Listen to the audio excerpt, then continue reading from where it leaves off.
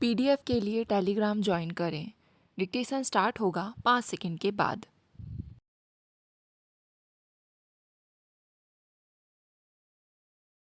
महोदय, हमने अपने निर्यात से जितनी आमदनी होने की और बाहर से जितनी सहायता मिलने की आशा की थी, वह उससे कम हुई है और विदेशी मुद्रा की कमी के कारण हमारे उद्योगों के उत्पादन को भी धक्का पहुंचा है।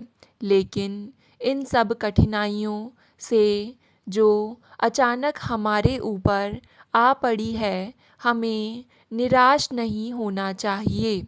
हमें हिम्मत से उनका सामना करना चाहिए। हमें अपनी गलतियों से सीखना चाहिए और दोबारा उनसे बचना चाहिए।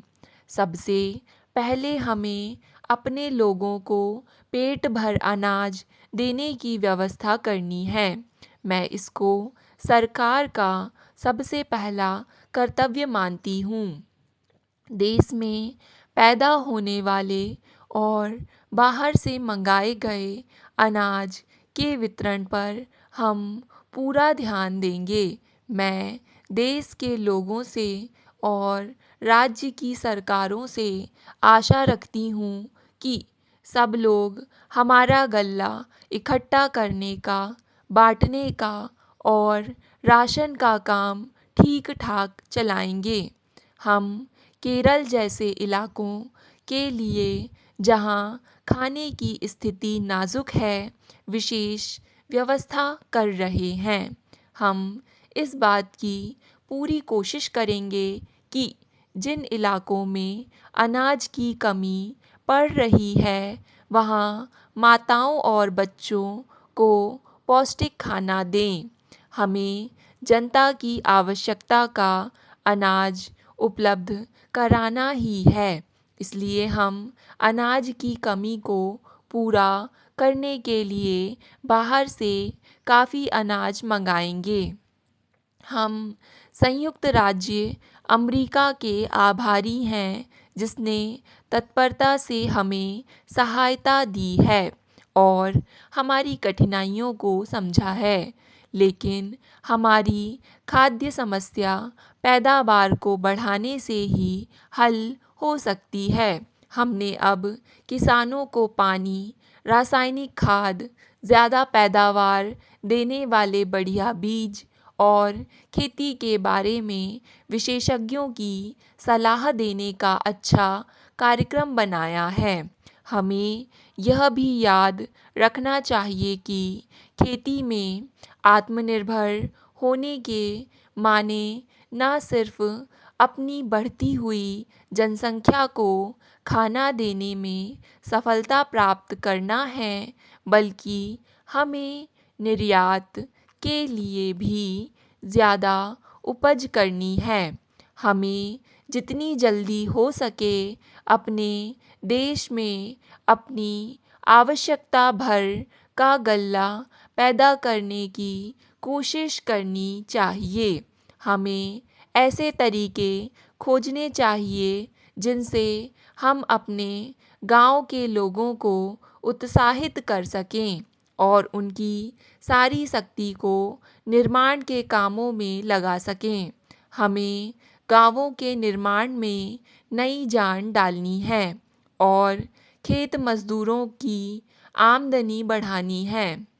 हमने अपने आर्थिक विकास की एक उत्कृष्ट नीति अपनाई है। भाइयों और बहनों, ज़रा आप शांत हो जाइए। 2 वर्ष हुए मैंने यहाँ लाल किले पर एक झंडे को फहराया था। 2 वर्ष गुजरे हमारी और आपकी ज़िंदगी में, और 2 वर्ष हिंदुस्तान की, भारत की हज़ारों वर्ष की कहानी में और जुड़ गए। इन हज़ारों वर्षों में 2 वर्ष का समय कुछ बहुत नहीं है, उसकी कीमत नहीं है। लेकिन इन 2 वर्षों में हमने और आपने और सारे देश ने बहुत कुछ ऊंच और नीच देखा और बहुत खुशियाँ मनाई और बहुत रंज और दुख भी हुआ। हम और आप कुछ दिन के मेहमान हैं, अपना काम करके आगे बढ़ेंगे, लेकिन जिस काम को हम करते हैं अगर वह अच्छा है और मजबूत है तो वह काम चलता जाएगा, वह काम बना रहेगा, चाहे हम रहें या ना रहें। और हमारा देश भी बना रहेगा और चलता जाएगा, चाहे कितने ही लोग आएं और कितने ही जाएं।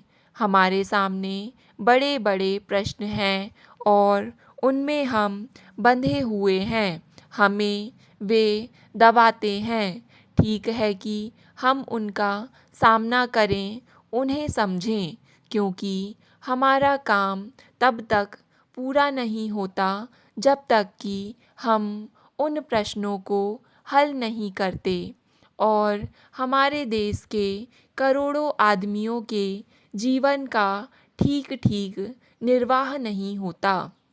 लेकिन फिर भी कभी कभी यह संभव है, उचित है कि हम अपने उचित प्रश्नों को छोड़कर ज़रा दूर से देखें कि हमारे देश में और दुनिया में क्या हो रहा है, क्या बड़ी बातें हो रही हैं।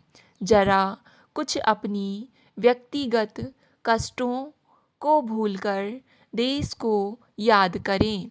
आपको याद होगा एक ज़माना था जब एक बड़े व्यक्ति की रोशनी से हमारे दिलों में भी कुछ गर्मी आई थी।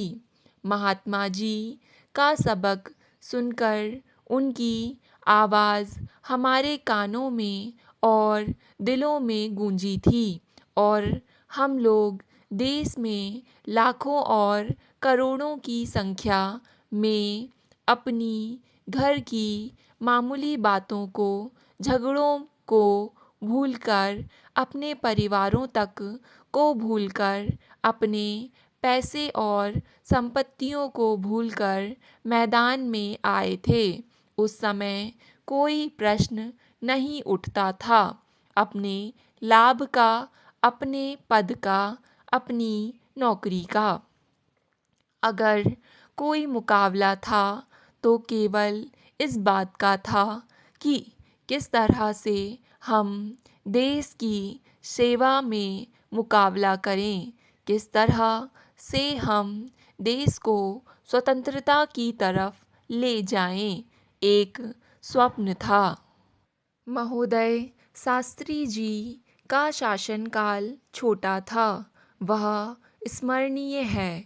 उन्होंने सौम्यता और दृढ़ता के साथ देश का नेतृत्व किया और भारत की परंपराओं को आगे बढ़ाया। उनके समय में देश की जनता मजबूत हुई और अपने लक्ष्यों की ओर बढ़ने की हमारी क्षमता बढ़ी। आज हमारे सामने कई जटिल समस्याएं हैं और मुझे उनका पूरा आभास है। गांधी जी की और पंडित जी की स्थापित की हुई परंपराओं से और भारत की जनता में मेरे गहरे विश्वास से मुझे शक्ति और साहस मिले हैं। बार बार भारत ने यह दिखा दिया है कि इसकी आत्मा को कोई दबा नहीं सकता। हाल के वर्षों में पहले की तरह इसकी जनता ने साहस से चुनौतियों का सामना करके अपनी हिम्मत के कई साक्ष्य दिए। उनमें जो भारतीय भावना है उसकी नींव इतनी पक्की है कि देश किसी भी परिस्थिति का मुकाबला कर सकता है। अगले कुछ महीने हमारे लिए बहुत कठिनाई के हैं। हमारे सामने बड़े बड़े प्रश्न हैं और हमें उन्हें शीघ्रता से हल करना है। वर्षा ना होने से सूखा पड़ता है और देश के कई भागों में अकाल की सी स्थिति हो गई है। स्टॉप। डिक्टेशन पसंद आए तो वीडियो को लाइक तथा चैनल को सब्सक्राइब ज़रूर करें।